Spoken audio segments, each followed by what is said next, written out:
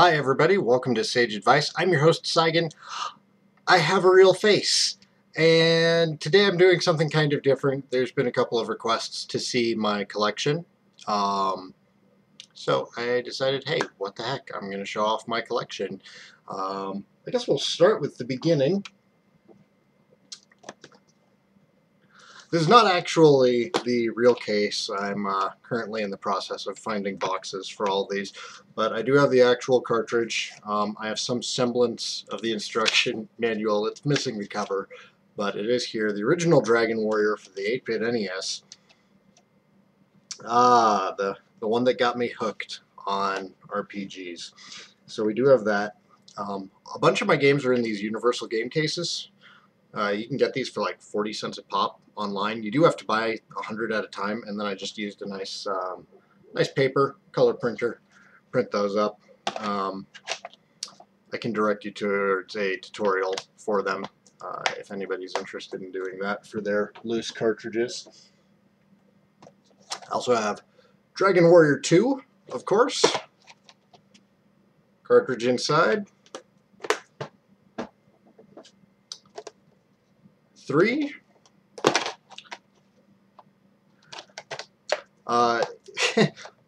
This art was actually not available on Cover Art Project, so I had to throw it together myself using scans of the box.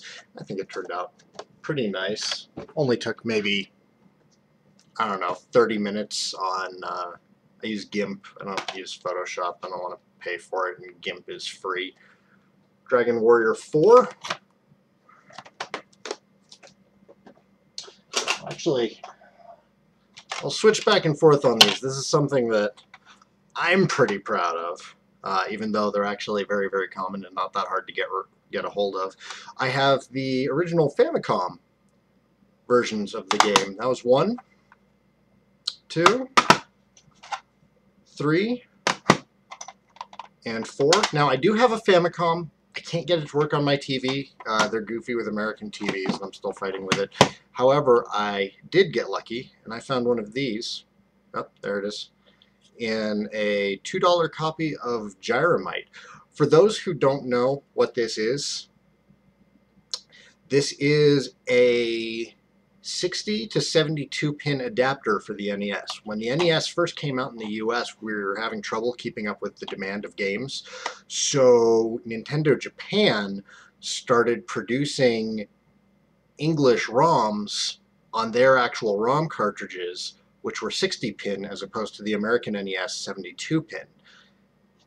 So inside some games you can find an actual Nintendo produced adapter that will let you play Famicom games on an American NES. And if there's any curiosity about that, I'll direct you towards it. On top of those, I do have Dragon Quest 5 for the Super Famicom and 6. Playing these on an American system on the Super Nintendo is a lot easier because there's no regional lockout chip on the Super Nintendo. The only difference is on the back of these. I don't know if you can see it. Notice how there's no indents? Let me grab an example for you. We'll use Earthbound because it's rare and impressive.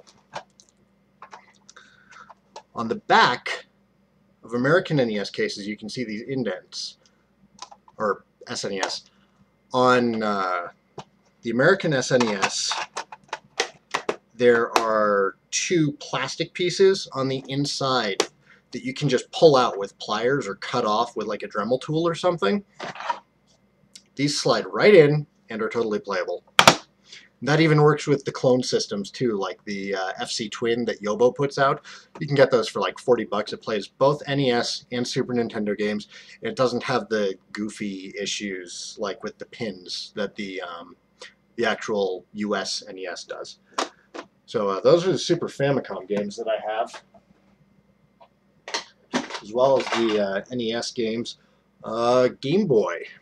I do have Dragon Warrior 1 and 2. Those of you who watched my first Let's Play, this is the version of the game that I was playing. Game Boy Color. Not very hard to find.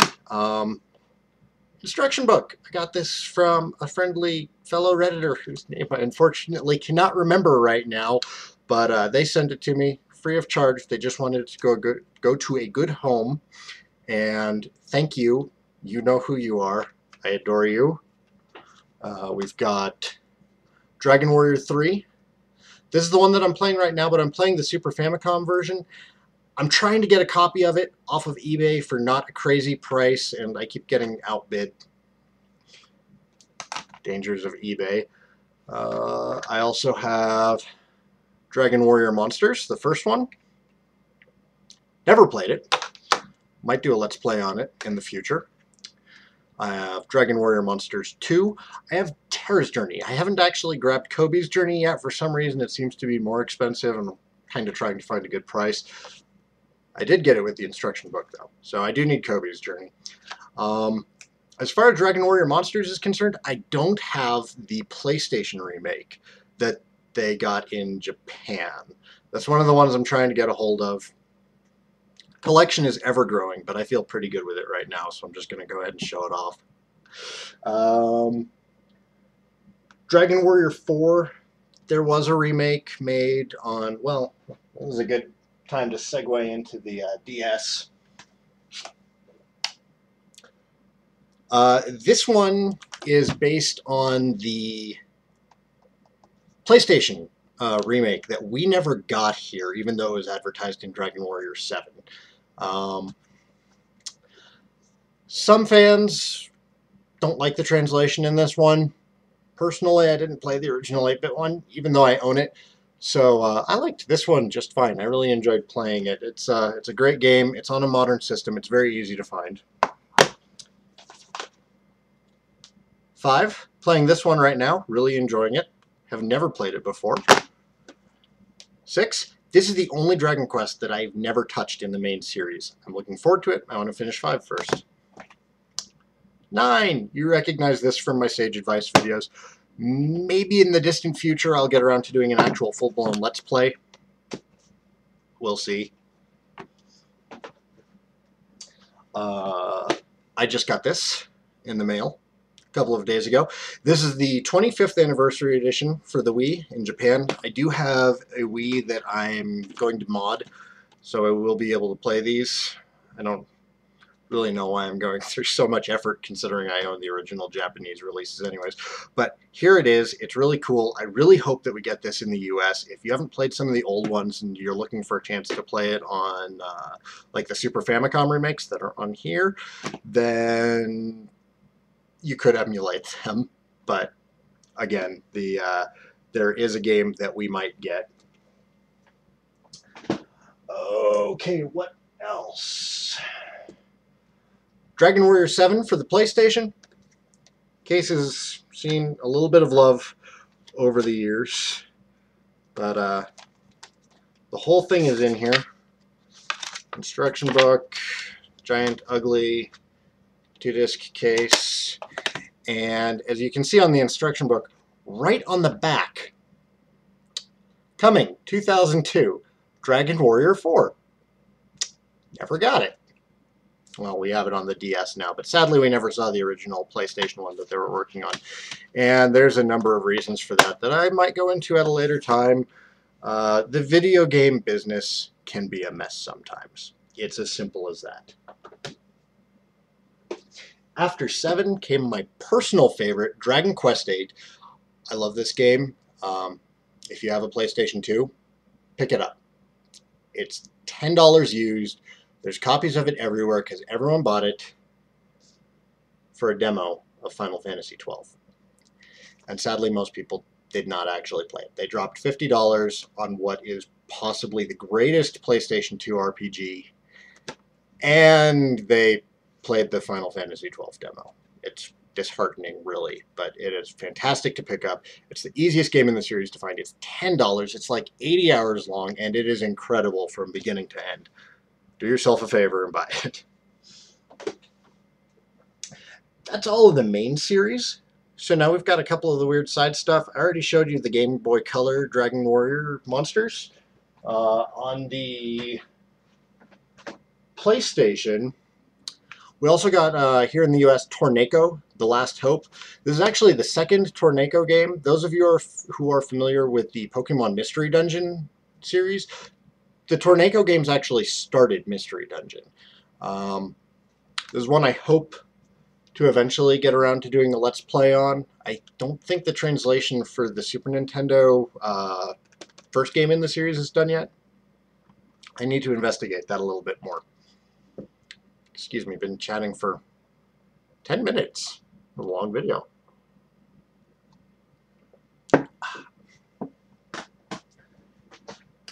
And here we have Dragon Quest Monsters for the DS.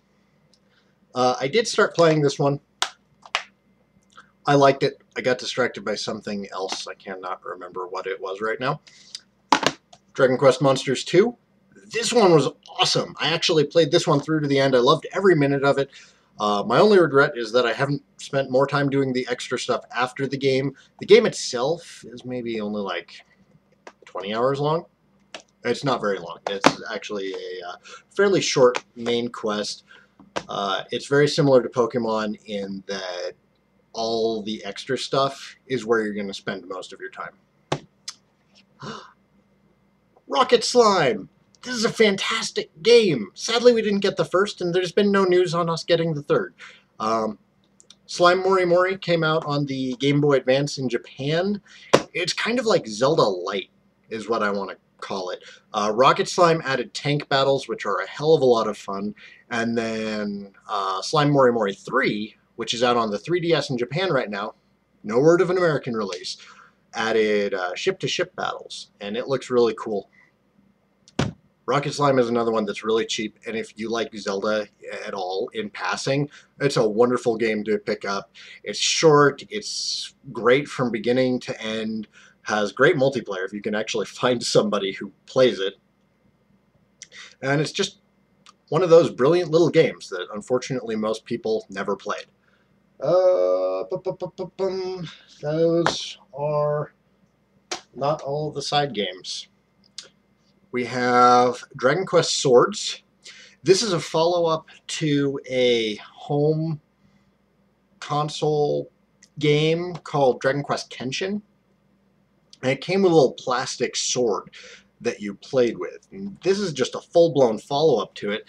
It's kind of like an on-rails light gun shooter, like most American gamers are going to be familiar with, like House of the Dead.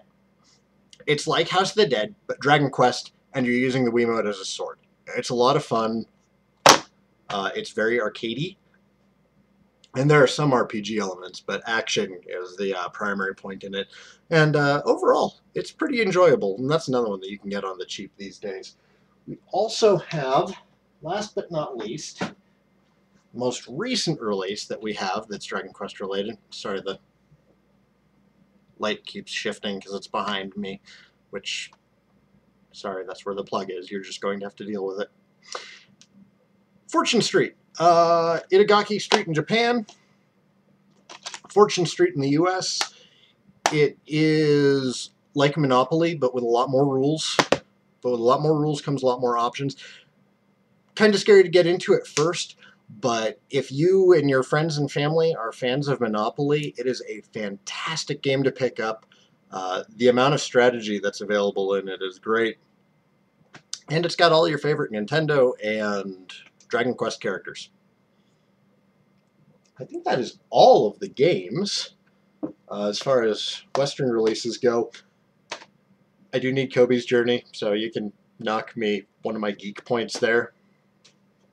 I do have a few collector's items I'm going to show off. Excuse me, rum and coke time. First one I'm going to show off, probably one of my favorites because it's the first non-game Dragon Quest item that I purchased. It's the slime controller that they released on the PS2. Hori put this out, the company Hori, not the man Hori, although he does obviously work on Dragon Quest. Now, on the back of it, there's actually an input there. I didn't bring the cord into the room with me because I didn't care to. And on the bottom, it's a PlayStation 2 controller. The controller's not that great. I do use this to do my Let's Plays from time to time when I'm feeling especially Dragon Quest E. Cool little item. Not much more to say about it than that. Okay, I also have some of the figures from Japan. Here is the hero from Dragon Quest 1. The hero from Dragon Quest 2. That reflection is terrible. I apologize. But I assure you he is in there. Hero from Dragon Quest 3. And as kind of an oddball one, I also ran across Angelo in a local used game store the other day. And this was only like $10. The guy just wanted to get rid of it. It had been sitting in there forever, apparently. And I told him I like Dragon Quest, so $10. Take this. Take it out of my store right now. I'm tired of looking at it. And I also got, these are cell phone charms from Japan. Don't know how well it's going to show up. That is a Sage from Dragon Warrior 3. We have the hero from Dragon Warrior 3. I don't know what happened to his little band thing. In Japan, cell phones have a little hook that you can put charms on. Popular among the teenagers, the kids. We got a female fighter from Dragon Quest 3. Warrior, excuse me, the fighters are the martial artists. We have a priest from 3, or a cleric, I think. Here is our young hero, the descendant of Erdrick, carrying Princess Gwaelin, or Laura, Loto, depending on translation. You know what I'm talking about. You're not watching this video like, who are these guys? I don't know who these characters are. We have the Jester or Gadabout from 3. Here's the fighter, the martial artist from 3. We have the Prince of Canuck from 2. Sadly, I didn't get a Princess of Moonbrook in the package. I spent like $8 on it. I'm not going to gripe too much. Importing stuff from Japan is crazy expensive. I don't know if you've ever tried before, but the actual cost of the game, of the Anniversary Collection, not that bad, but it was like $20 to ship it from Japan in any reasonable amount of time. You can go with like economic shipping and put it on a boat somewhere and have no insurance on it, so who knows what happens to it, and that's still like $5. We have the hero from 2. And we have the dealer from 3, or merchant, or trader, or whatever translation you want to go with. So those were all the figures. As far as guides are concerned, I have the Game Boy Color guide for 1 and 2. I don't have the Explorer's Handbook. Back when Dragon Quest 1 was coming out, they kept putting out promotional stuff in Nintendo Power leading up to the release of the game, and they even gave away copies of the game with Nintendo Power. I don't have the Explorer's Handbook. I did get one on eBay today, though, so I do have an Explorer's Handbook coming my way. Dragon Warrior 3 guide. This arrived just the other day. I'm really happy about it because now I can slack off on taking notes. That's the Let's Play I'm doing currently, for those of you who are watching them. Guide for Dragon Quest 4 on the DS. 5. 6. 7. This was a pain to track down for a reasonable price. Game's been out for a while. Americans, for the most part, did not care for it, and yet the guide has become kind of expensive. Who knows? 8. My favorite. This guide has been well used. And 9. This thing is huge. For those of you who are kind of on the fence about Dragon Quest 9, look at how thick that is. To put that into perspective, I'm 6'6", 185 pounds. That is a thick guide. And my last guide is Dragon Quest Monsters Joker. I found that for 50 cents. I couldn't say no. I still need guides for a couple of them. There are some really ancient retro guides. I know that there was one for Dragon Quest 4. I can't find it.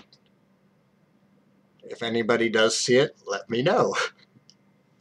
I don't see anything else, but thanks for sticking with me. Thanks for checking out the collection. If you like it, like the video. If you hate it, don't dislike the video. Alright, everybody. Thanks for watching. Thanks for looking at my collection. I do have a couple of other collections. If you're curious about other stuff that I've grabbed over the years from video games, let me know. I do have a lot of Zelda and Phantasy Star. I have a ton of Phantasy Star stuff. That's all. Okay. See you next time. New Let's Play episode on Wednesdays.